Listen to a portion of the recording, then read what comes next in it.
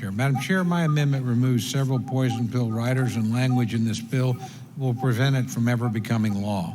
The hostile language in this bill will block free exercise of civil rights and religious faith and force taxpayers to fund Planned Parenthood clinics and provide information on abortion to every pregnant woman who seeks family planning services. My amendment simply strikes these provisions, allowing current law and policy in these matters to continue. My amendment also deletes funding for the controversial teen pregnancy prevention program, which has been modified in this bill to prevent funds from going to groups that emphasize abstinence. Instead, it shifts these funds to the National Institutes of Health, which, as I've said in my remarks earlier today, is woefully underfunded in the base bill. Congress has long supported vigorous protection for rights of conscience and the right to follow the dictates of one's faith in the marketplace and the workplace. Recent ruling by the Trump administration have strengthened and clarified those rights. This bill seeks to block those, effectively allowing Americans to be forced to violate their conscience or religious beliefs.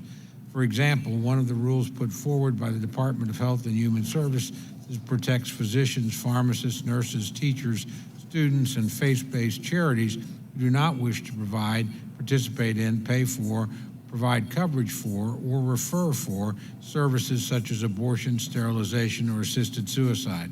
The bill before us would prevent HHS from using any funds to enforce this protection.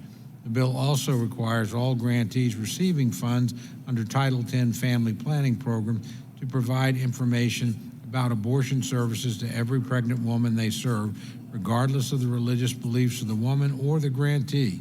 Many faith-based grantees believe abortion is the murder of innocent human life, and the government should never force them to tell someone how to get an abortion as a condition of receiving taxpayer dollars. The right to follow one's conscience on deeply held religious and moral beliefs is one of the foundations of our country. These riders are nothing more than partisan poison pills inserted in a presidential election year, something my friends on the other side of the aisle decried year after year as not belonging on appropriations bills. Why do they belong there now? The Labor HHS bill will never become law if the language my amendment seeks to strike is inserted in it. I urge the passage of the amendment, and I yield back the balance of my time.